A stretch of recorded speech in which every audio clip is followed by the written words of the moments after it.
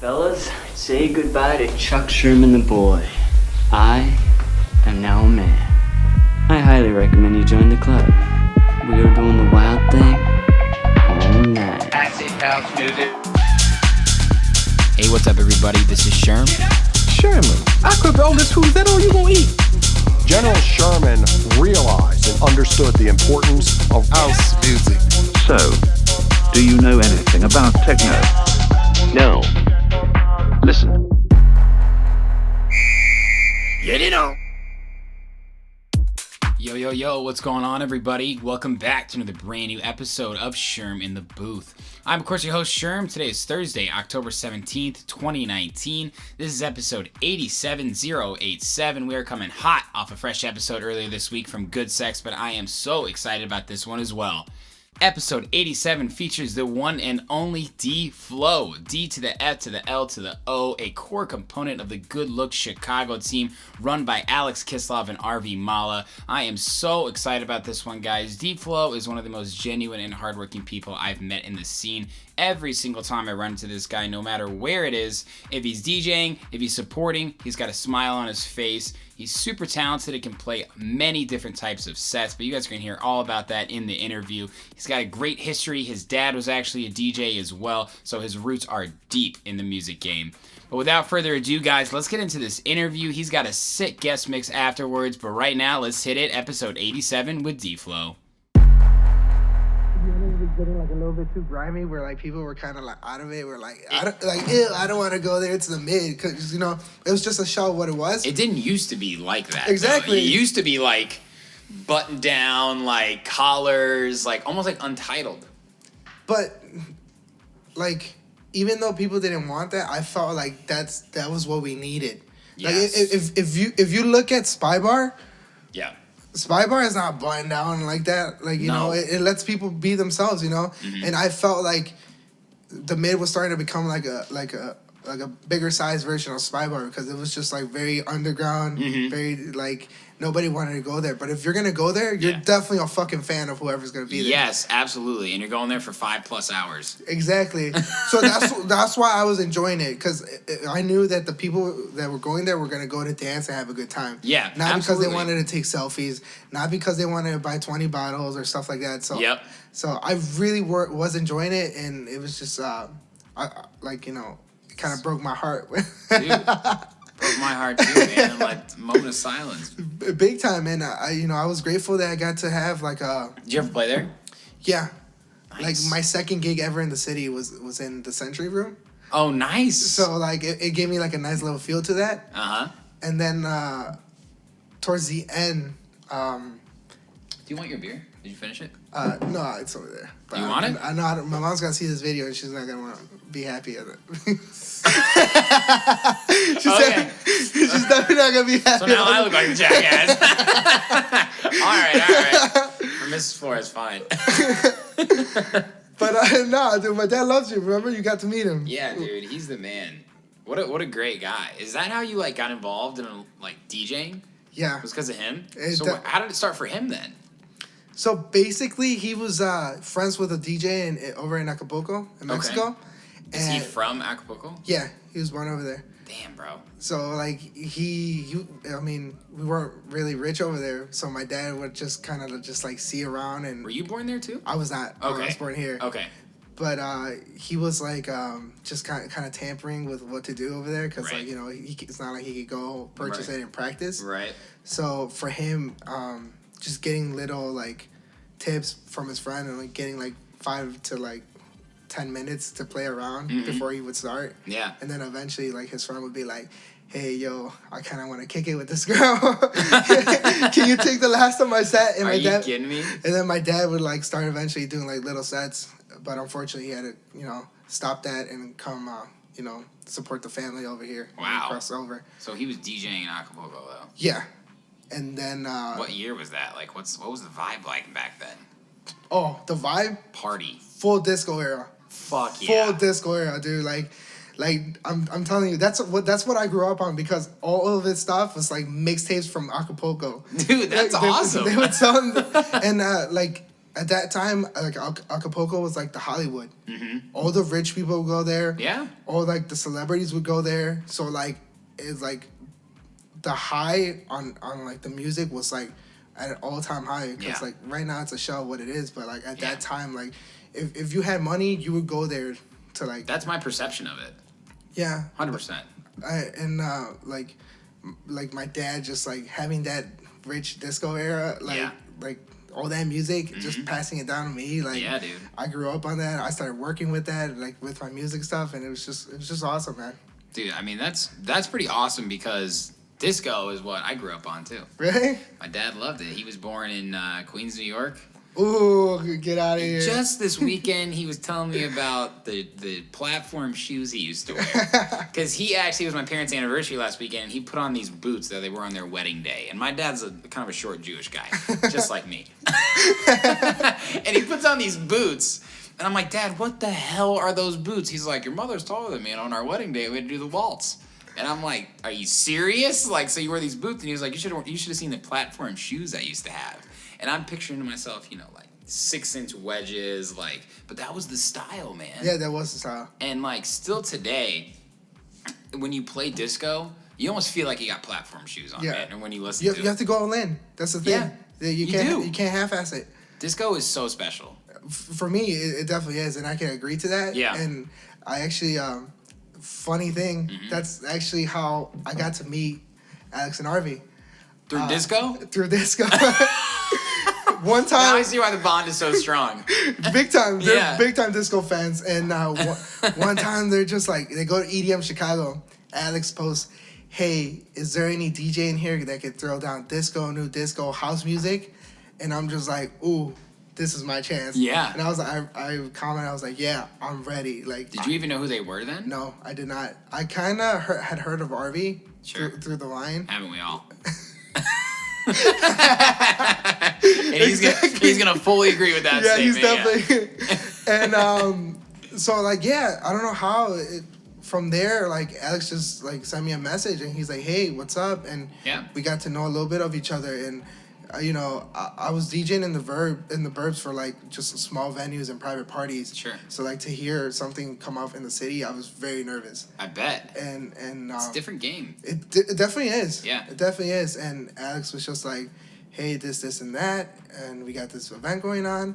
And then I just remember like being such like so scared. I was just like, yeah, if you want, like you could bring me in. I'll do like a tryout or something. Nice. Alex is like, no, you're already on the lineup. And I was like, ooh, okay. Oh, here we go. I can't back out now. And I'm just, basically. Yeah. I remember like running to my dad like, yo, like this is going on. And my dad's like, all right, well, here you go, man. No, like, don't. We gotta prepare. Don't like, take this lightly. Like, put your efforts on this. And I was like, yeah.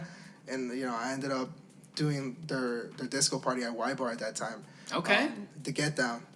Yes. And how many years ago was that? So how old were you? I was freshly 21. Freshly 21. Yeah. Just getting into the game. Yeah. Like I wouldn't come out here. Like my first encounter was Soundbar on my 21st birthday. Nice. And then like my second encounter was like Y Bar, and I was playing, and I was just like, damn, like like it was just fast for me. Yeah. And then you played the Century Room with the Mid. Yeah. Right after that. And the next day? You fucking legend, man. Big time, exactly. Yeah. It was actually like 3 weeks later, or maybe like a month later, or whatever. But I remember like just being told like, hey, Arvy's like, yeah, we got a spot over at the Mid, and I'm just like, okay. Dude. He's like, yeah, it's the Century Room. Yeah. And I'm just like, all right, whatever. And I remember at that time they were like, yeah, like you got this, like play house. I get there, and then Arvy's like, hey, you got the hip hop set, right? I'm just like, what?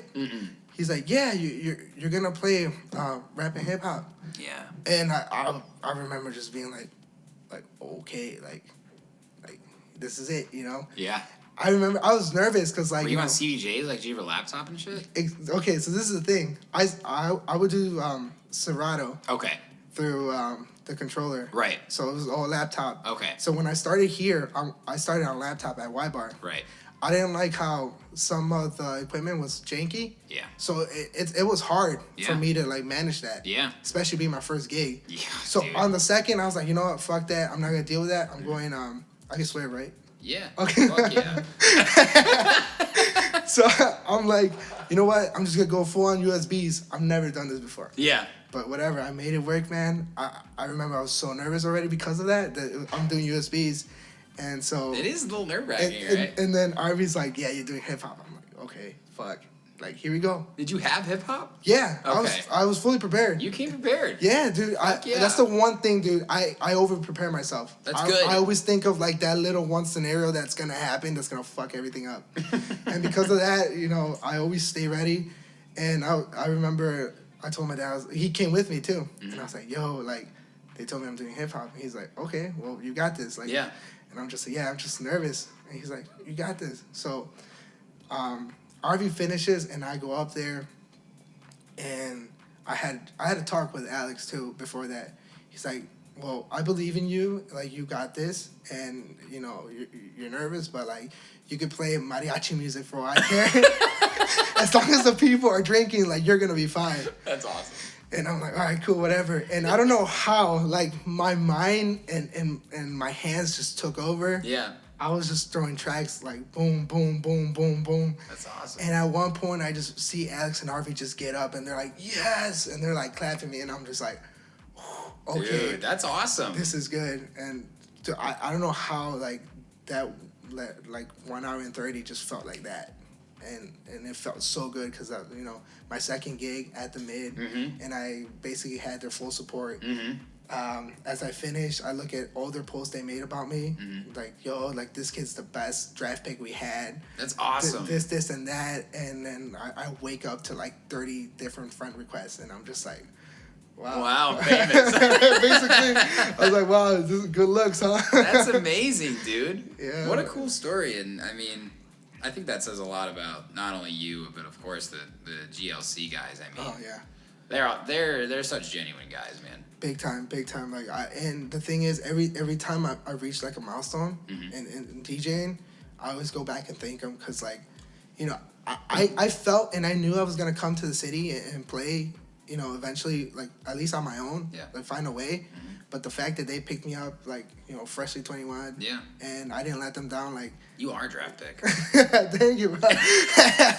Dude, that's a really good analogy, seriously. Well, I mean, yeah, they made it for me, so I guess I lived up to it. So yeah, I always thank them, and I always see, like, you know, situations that happen in the city, and then I'll be like, wow, like, I'm so grateful that, you know, I didn't get to go through that because the guys have always been taking good care of me. Absolutely. So that was pretty, like, you know, cool of them, and, you know, I always thank them for that. Like, I think that's a good lesson you just said. You may not even realize it, but to say thank you. And I think in this day and age, it doesn't happen often enough, you know? And I really appreciate it. Like, when I booked you for that gig and you were very appreciative, it means a lot, man.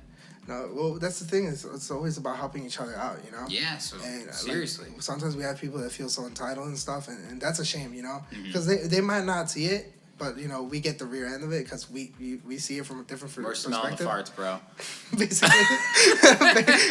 Basically. Yeah. But, no, I always take time to, you know, let them know, like, hey, you know, like, thank you guys. Like, you know, sometimes I feel like, you know, this was going to take me, like, at least 10 years to achieve, but you guys gave it to me in, like, 3. And although, you know, I did put in the work to earn it. Yeah. But it's like, holy shit, like what could have been, you know? Dude, it's good karma, man. I mean, I remember first time I met you was Prism. Good looks Chicago takeover. Yeah. And I come in and I see this fucking swaggy ass Hispanic guy with a Paris Saint-Germain jacket on, and you're dropping like, I think, a Noizu remix of, I mean, Jesus, how do I remember that so specifically? It's because you're a unique guy, man. Like, thank you, bro. Anytime I see you, and I know this is what RV and Alex, it's not even what they see in you, it's who you are. Thank you, You bro. wear your heart on your sleeve, and that's really refreshing because a lot of people are always trying to get ahead by leapfrogging you, you know? And, dude, you're there having a good time. Like, when we run into each other at the club, like, you remind me of Alex and RV because you guys just genuinely love the music. And you genuinely love supporting people in the scene.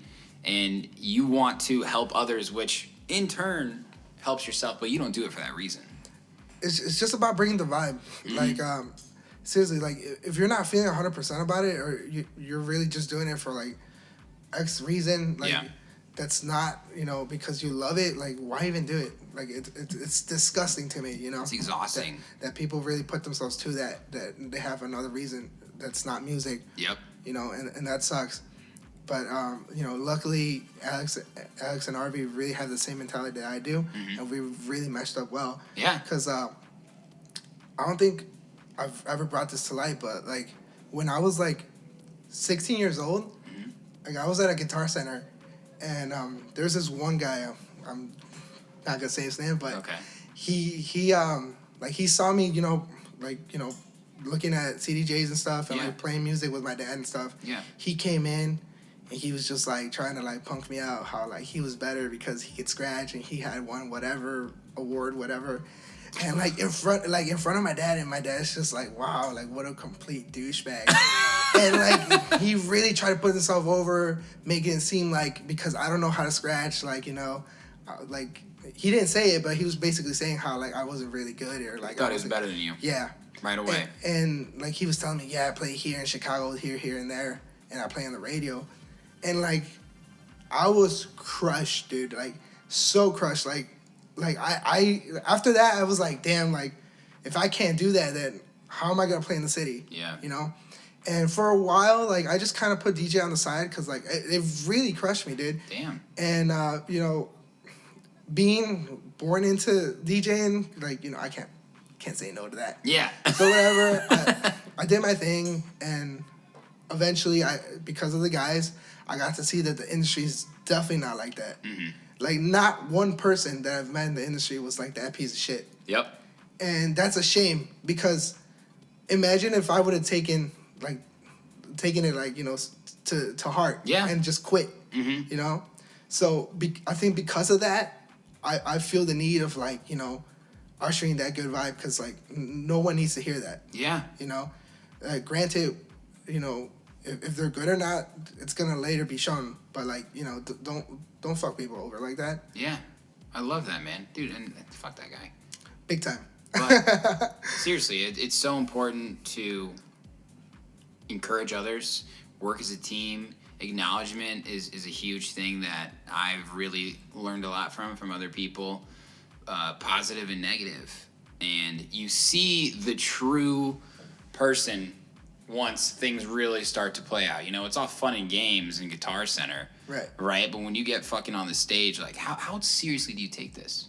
And I think for people at our echelon, you know, and Alex and Arby and everybody else, like we're talking now, like the Apollo XOs, everybody's cool and everybody's genuine because we've all helped each other get to this point. And we don't forget. We do remember those fuckers in Guitar Center who try and put you down. Big time, dude. Right? Big time, man. And I feel so good that, you know, and I tell the guys were the only two people that knew about this, because, you know, I always thank them, like, because of that. You know, now look at where I'm at. Sometimes I wish I could go back and say, fuck you, dude. Say it, yeah. And eventually, hopefully, we cross paths so I can tell them that, because, you know, that was a real shit move, dude. Yeah. That's a real shit move. And, you know, sometimes I see, like, you know, DJs struggling or something, or they even ask me for advice, and, you know, I may be good to them, but for me, I'm just me. Like, I'm nothing to them, you know? Of course, but, man. You know, it's always a lending hand. Like, just give each other, you know, like, the compliments and the props that we all deserve, and, you know, just be cool to each other. Yeah, absolutely. There's really no need for that. No, and it sounds like you've had a lot of positive influences in your life, too. I mean, your dad, Alex and Arby, was there anybody else? I mean, how big of a family do you have? I have a huge family. I'm Mexican, bro. I have a huge family. So, it was, well, like I said, all my family is basically here from Acapulco. Okay. So they all grew up with, like, the disco vibe. They all, like, they're the type that they come to a party, they eat, and bam, they want to dance. They move those fucking tables because they're gonna fucking dance. Moving tables, dude, hell yeah. They move those fucking tables to dance. And the thing was, it's like, I'm dead serious, bro. That's the clip we're sharing, yeah. I'm dead serious. And my grandma, rest in peace, you know, she was always the type of person, too, that even if it was like a small party and, like, the kids were watching TV or the TV was on, she would grab a blanket, cover that TV, and she's like, all right, everybody, we're gonna play music and we're gonna dance. Wow. Yeah, she like our family was very like about that, like always positive and good vibes. Yeah. And so like eventually, you know, I went from carrying CD cases and like speakers for my dad from the age of like 5. So he was he DJing like family reunions and stuff or whatever, parties? So my dad started DJing on my first birthday. Okay. So from there on out, from there on out, Dude, like, only Mexican family throws down for first birthday. Basically, bro, Fuck yeah. he went to kill like 3 cows that night or whatever. But my dad was really about it, and then eventually, like I said, I went from carrying CD cases and speakers to like him just grabbing me by the neck, and instead of letting me play with my cousins, he's like, "No, here you go, you're gonna start." And I'm just like, okay. So I went from like, you know, pressing play, knowing how to read music and stuff and timing and stuff, to like me getting booked. And now they would tell my dad like, oh, so like the student has evolved more than the teacher. Yes, dude. Some Star Wars shit. Basically. And eventually, like, you know, my dad, like, that makes him proud, you know? Absolutely. And so every now and then I like to bring him out. And for him to like enjoy like what he basically, like, I can see it on his face, man. When he played at the SRE's rooftop, and I remember you going, "Yeah, he's a little nervous, right?" Talk about a 180, man. From you gig at the mid with him, he's like, "You got this." Yeah, he was definitely nervous, and I'm just like, it's funny because like when I would get nervous, he would like, give me shit. He's like, blah, blah, blah, like tough love. And so now when the you know the roles are flipped, and I'm just like, dude, why are you nervous? Like, you've been doing this longer than I've been born for. Like, of you know, course. You got this. Of course. It's so funny. It's those little moments, man, that I'm grateful for, and I'm glad that you were a part of that, man. Absolutely, man. I was happy to give you that opportunity. I mean, like I said, you're such a genuine guy, and I'm more than happy to give people like you a stage to perform on. Thank you, bro. But like, so I want to know, like, when did actually, like, because I know you love house music and you DJ a lot of different places, a lot of different shows. I mean, not only with the GLC guys, but I want to know more about, you know, your LOL Late on Lincoln Thursdays. I mean, you're doing mostly Latin music there. You love house music. I've seen you play many different types of sets. When did electronic music come into your life? Ooh, man. Well, I mean, the thing was, it's hard. It's hard for electronic music to be kind of like timeline for me because like okay, so I remember I grew up with Daft Punk. Yes. All right. Okay. I remember I went through all my dad's CDs to find that one song because I didn't know the album, but I just knew that song. Oh my God. And my dad, I remember back in the day, he would go to Tower Records. Nice. So I remember I was like, I know he bought it. And I'm going through these cases, and I remember my mom's like, if you scratch one of your CDs, you know your dad's going to beat your ass. And I'm like trying to go in with a boombox and stuff. Yeah. And I see it, and from there on out, like, you know, I knew that one album. Yeah. And eventually, like, there was, like, this little, like Polish, like, house underground, like, CD store over in Rolling Meadows. Yeah. And it was called Super Dance. Okay. And this was like during like 2000, 2002 era. And trance was popping at this time. Yeah, man. And I remember obviously Sandstorm was like the commercial one that eventually like people kind of made it more than what it is. Sometimes you need a commercial song for the rest of the genre to break out, you know? But like I would get like some gold in there like Creole Burning for You. Oh. Like nice. that one, and like 2 times like Around the World, and of course by ATC, and then ATB.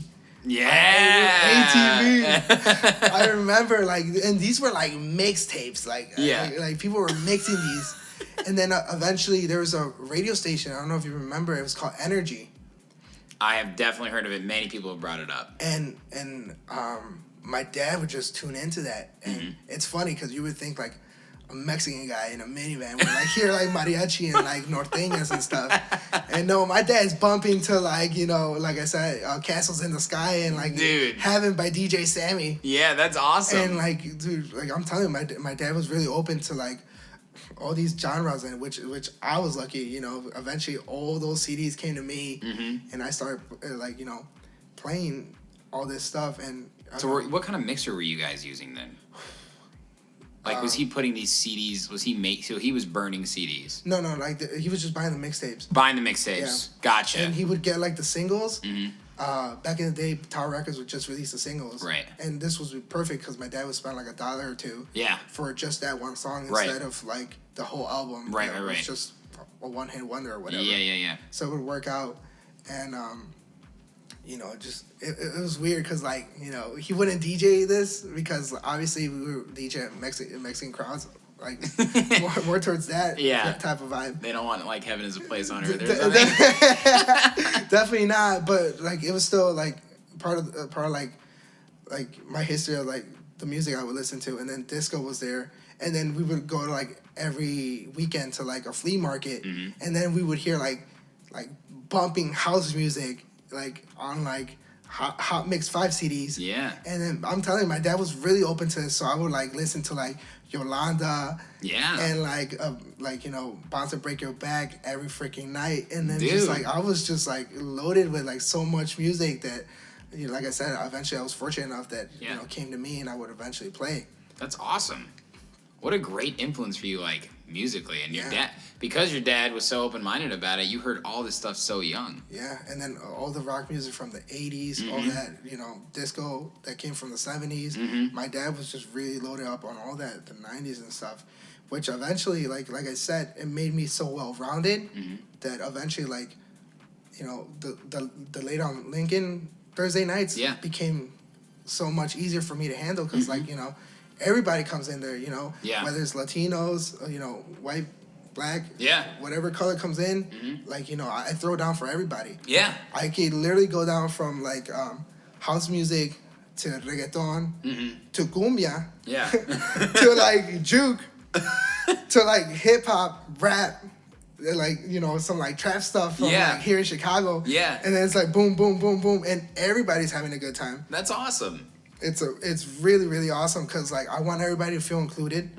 And my dad always told me that if we're going to DJ, everybody's going to dance. Everybody has to dance, you know? And you know, it's funny to see people that don't know Spanish music dance bachata or, like, reggaeton. And something comes over me. Dude, it's you almost just, like, hear the... and you're like, exactly, because music is so infectious. Like, you know, why can't you feel it in you? You know. Yep. So, like, the fact that I see that, it brings me so much joy, and I'm just having a good time. Yeah, absolutely. And that's the beauty about open format, you know. It's like we were talking about before we got on the mic. Like, open format, some guys are so elitist about being so good at it, and some people are so elitist about never doing open format.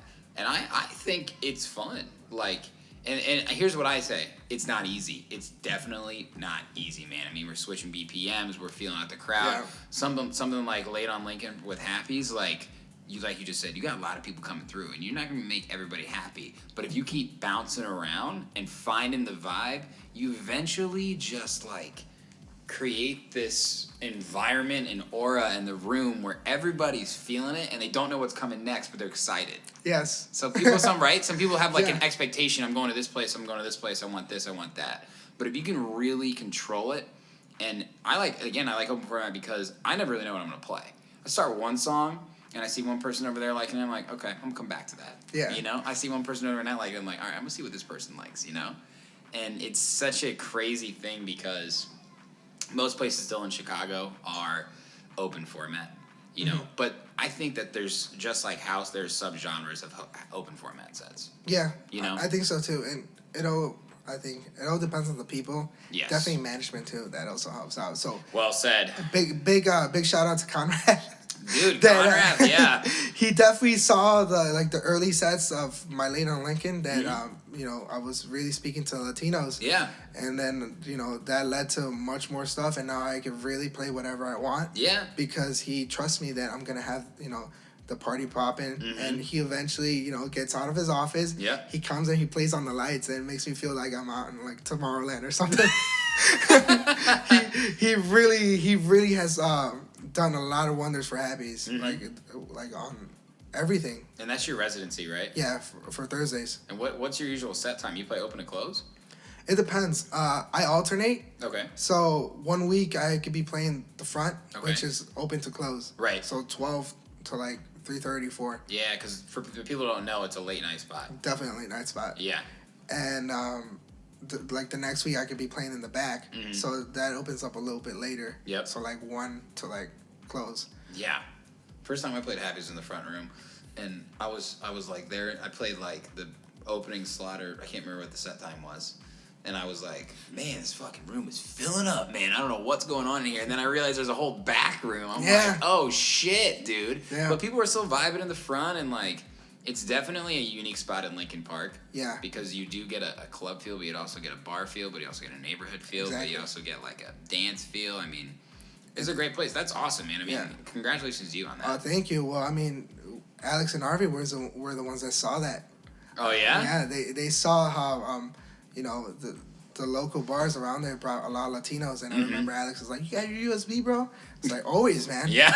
He's like, "All right, so it seems like we have a lot of Latinos here. Let's see what you could do." Yeah. They saw that I had them crazy, so Alex and Harvey just gave me the residency at that time, and then it's been working out ever since then. And I mean, like you said, the beauty of Happy's is like, you know, it's a mixture of people, but they come to have a good time.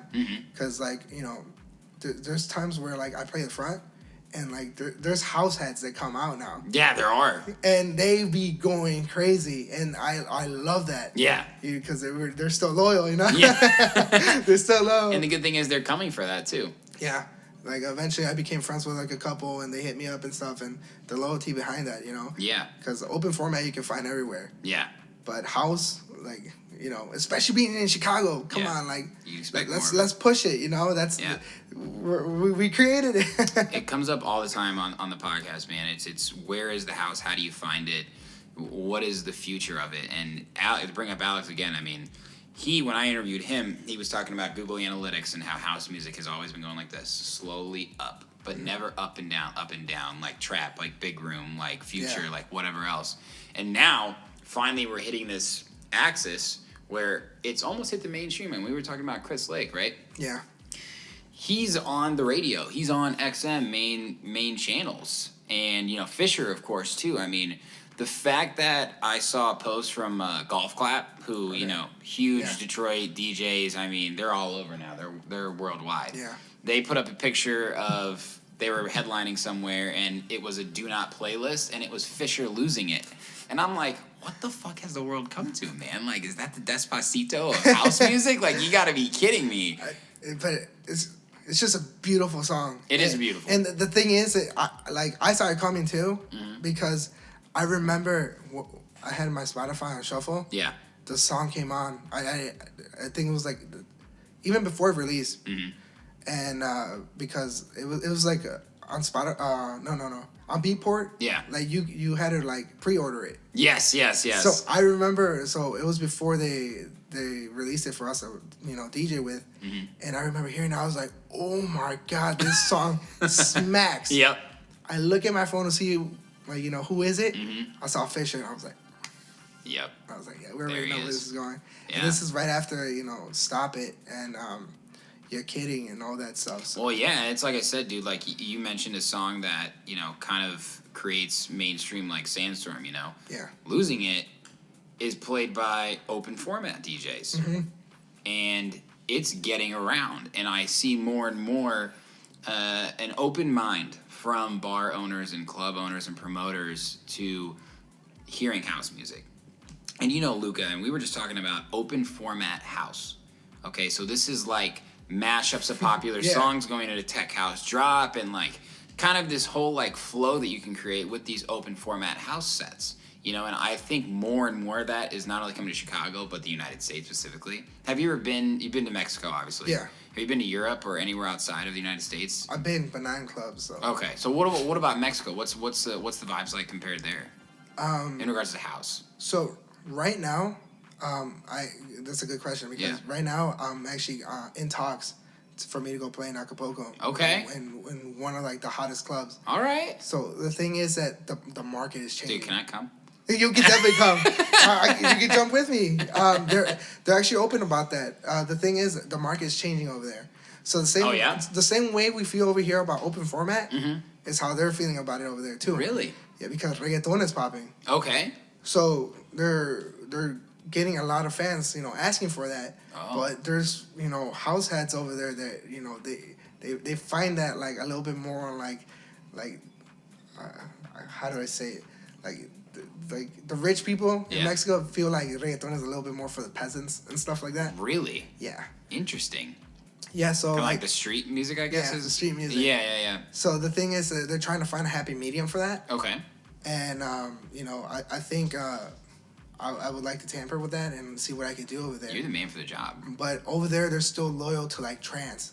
Like seriously? Yeah, they're still loyal to that, and they're always about like Carl Cox and like Armin and stuff. Oh yeah. Yeah, so they're loyal to like the ones that have been bringing it, for like the longest. Yeah. So trance and house is their like big thing. Really? And, they actually had Armin and Carl Cox in there actually. It's called Palladium. I've heard of that. In Acapulco. Damn. Yeah. That'd be sick. That place is ridiculous.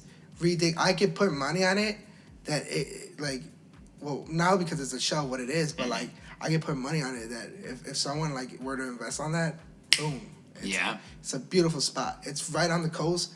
So like the wall is just window panes and you get to see the coast. Oh.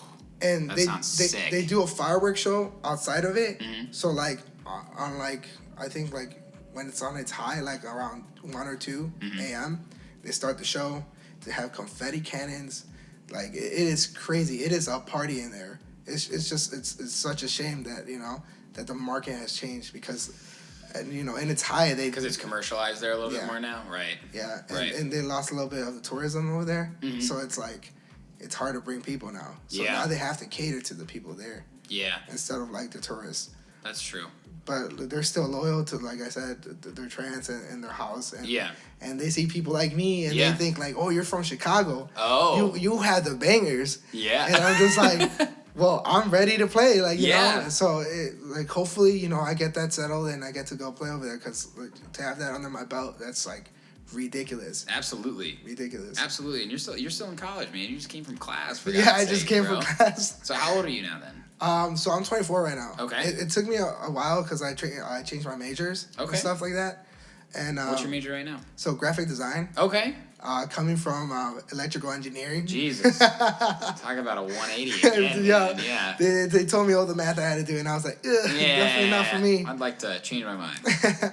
And weirdly enough, right as I made my decision to go to like Dominican University for graphic design, that exact same week, Alex was when he hit me up on. That's when it happened? Yeah. It's a big week for you.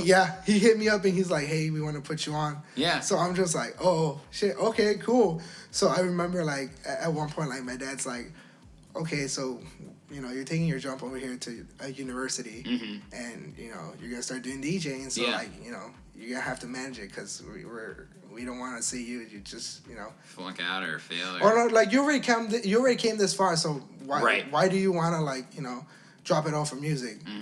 Because he knows the importance of both things, And at first, it was scary for me. I was like, shit, like, how am I going to make it work, Yeah.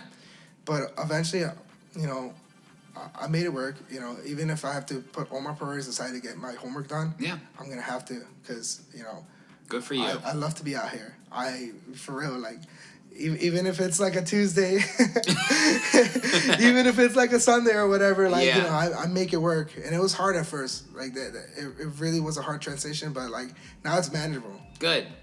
Good for you. It's awesome, man. Do you want to pursue anything in graphic design or kind of have that on your tool belt moving forward? Well, definitely right now on my tool belt because, music is definitely subjective. Well, I mean, graphic design is subjective as well. All creativity, right? Yeah.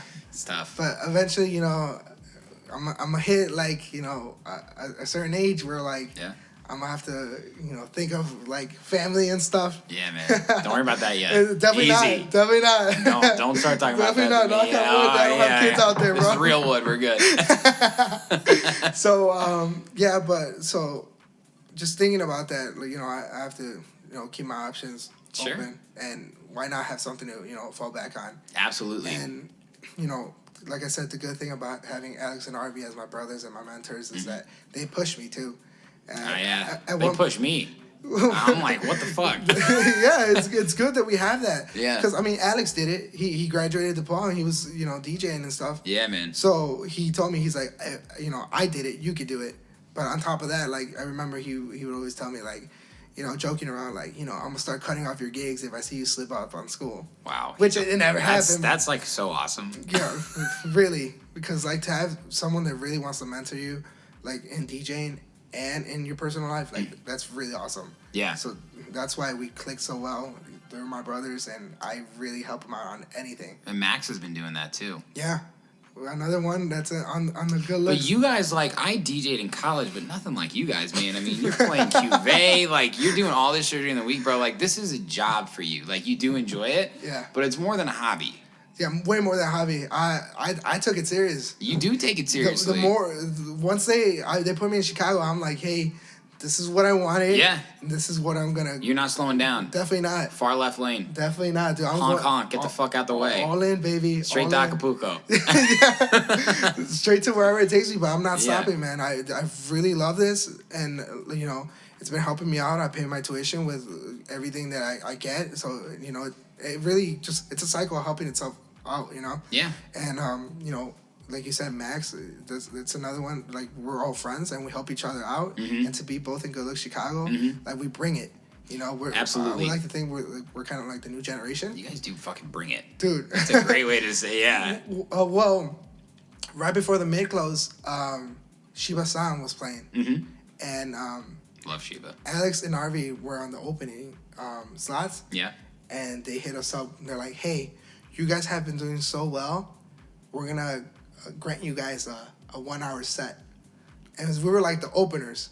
And, were you? That's awesome. Yeah, and we were like, it was a group message. We're like, "Yo, we're down. Let's go." Yeah, of course. And so we meet up at the Good Studio, and we're all like walking to the mid and stuff.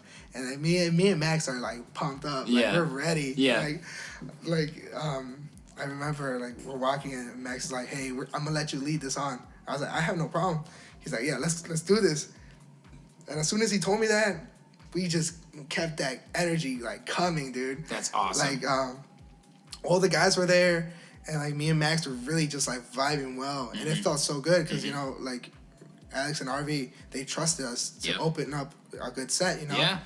And we really brought in the house, and we stayed with the opening boundaries of not. You rose to the occasion. Yeah, big time. And when we finished, we were both like happy, and then we got compliments from everybody. To this day, More friend requests. yeah. Hopefully. Good. To this day, I get stopped by some of the people that were there, and they keep on telling me, Really? they're like, "Hey, that one set you did at the mid with Max, Yeah. like that was so dope." Yeah. And it makes you feel good, Do you think at this point was that your best set or your most favorite set? Best set, most favorite set. Oh man, I would like to just like, I don't know. I think my favorite set was the first time at the mid at the Century Room. Because I was so nervous, but my mind and my hands took over, and it just felt such a breeze. I hoped you were gonna say that. So that was my favorite and most memorable. Yeah. I've had some other good ones, as time went by. Yeah. Some memorable ones, like they might not be good, but they're still memorable. Yeah. And More to come, man. yeah, way more to come. You got a lot of memories to make. Big time, dude. That's for sure. What is your style though? Like if I'm putting you on the stage, Man. if I'm putting you, let's just say it's the perfect crowd at this club that you're talking about. What are you gonna play? Like if it's up to you. If it's up to me, the thing is, I really love to cater to the crowd. Okay. I really do. So I really try to understand what club and venue it is. Yeah. So I can cater to them. And the thing is with me, once I lure the crowd in, I already feel like I can do whatever the fuck I want. Because I Put the spell on me. that's the thing. Yeah. I just want to have the people dancing. Yeah. And some people are more like, no, like let's do open format, let's do house. Yeah. And I'm more of like the type of like, well, I'm a DJ. I want to have the people dancing to anything. Sure. And it's like I said, I think it's more on the venue. I agree. When the few times that I've like gotten a set list ready for something, first song I'm like, this isn't the vibe. Yeah. Because you never know.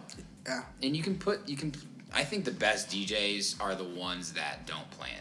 And that's not to say there's anything wrong with planning a set, but the ones that can roll on the fly and really vibe with the crowd. I mean, I love that answer. Yeah. I really do love the answer. Thank you, of course, we can do a guilty pleasure. Like, yeah. Look, I'd love to play Russian underground techno for 2 hours. I don't know who's gonna like that. Maybe just RV in the front row.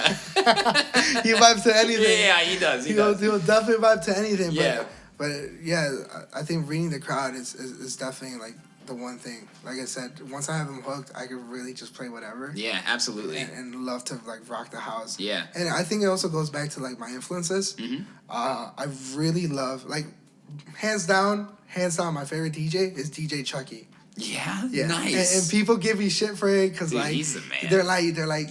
He hasn't released anything. He hasn't done anything big. Blah blah blah. Whatever this and that. No, that is my favorite DJ, and I don't smashes care. And sets. dude, he really does. And the fact that he's that type that when he engages the crowd, he can play disco. That's true. And I'm just like, that is ridiculous. And the people are dancing to it. Yeah. And that goes back to what I said. Like, you know, if you read the crowd and you could just get that right vibe and then smack them with something that they don't even see it coming. Like that really brings joy to me because they're like for me as a DJ, I'd be like, wow, he could play that song. Right. He could go back in history and bring that song out and play it right now. Right. In 2019, have the people going. Right. Like, you're crazy good. Right. And him and like A-Track. And I wish I could have all those turntable skills. I know, man. Anything close to whatever the fuck I could get to. But his track selection is better than his skill set, which is really impressive to say and really actually mean. Ooh. And he just put a post up the other day about an open and close set that he did at Exchange LA, which is one of Los Angeles' biggest clubs. Yeah. He played a 5-hour set, and he acknowledged, he was like, I'm not saying this is some incredible feat, but I really challenged myself. And I looked through his playlist, and I was like, dude, what the fuck? Yeah. And he posts all those songs, his whole playlist from Serato. Oh, you know I screenshot that shit and started looking there. I'm like, yep, got it. Me too. I mean, I'd definitely be doing the same. Yeah. And it's like, you know, he's so lucky that, you know, he gets sent like all these tracks that we can never find. I know. But he's still... A lot of them I cannot find. Yeah, me too. But he's so generous that, like, you know, sometimes when, like, you try to find a song, I'll be seeing his Twitter, he answers back and he tells you, like, you know... Yeah, he does. What it is. And you know, DJs like that, that's pretty cool. Absolutely. Because sometimes, like, DJs like, I'm going to hold on to this one. Seriously. I'm like that, too. So I shouldn't be talking shit. Secret weapons? Yeah, definitely secret weapons. I know. I have a friend, shout out to Spencer Scheinman. He has all these bootlegs that he's never let anyone else have. And I've played so many back-to-back sets with him. I'm like, you got to give me those fucking mashups, bro. And he's like, all right. If you ask me 10 times. It never I'm like, okay. Dude, but like to me, DFLO, like, I want to acknowledge you once again for like your positive attitude, and everything you just told me is like, dude, you put a spell on people, bro. Like you do, like you captivate, and I think that's what makes you unique. Thank you, brother. In an oversaturated market, like you can't try and be like anyone else, and like it's good to do what we do and learn from people like A-Track and Chris Lake and whoever else it might be, Chucky. But it's really important, and this is something that I've talked about so many times, nothing's original, right? So it's not like we're completely coming up with songs that we've never heard and no one else has ever heard, but we're really curating the experience that whole night. And we're trying new things, and we're thinking, I saw A-Track do something like this, I saw Chucky do something like this, and like, now let me make it DFLO style. Yeah. And I think you do a great job of that, man. Thank you. Yeah. Thank you. Dude, but I want to ask, so...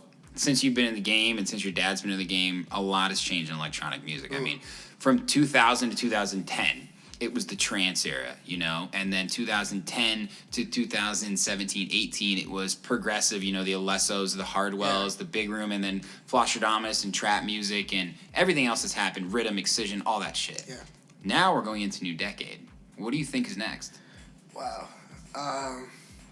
In my opinion, yeah, I think this might be the time where, like, you know, house music starts being underground, and we're definitely gonna start, you know, like pushing into like all those Alvaro artists and stuff, and all those Tool Room, because like, dude, like the door is wide open now. Yeah, and we have the untimely death of like Avicii, and then like the David Guetta's getting older, and then the people. Tiesto doesn't seem to be slowing down. Yeah. I don't know how, but there's going to be a rollover. Yeah, and then we have like the Martin Garrixes that who just want to do commercial now and work with like LA artists. Yep. Like the door's wide open, and even if the purists that don't want to see commercialized, we're gonna have to give in because like in a way there's no choice. Yeah. But that's my opinion, and maybe people can agree with it or not. But it's awesome for me as a DJ. I think it's awesome because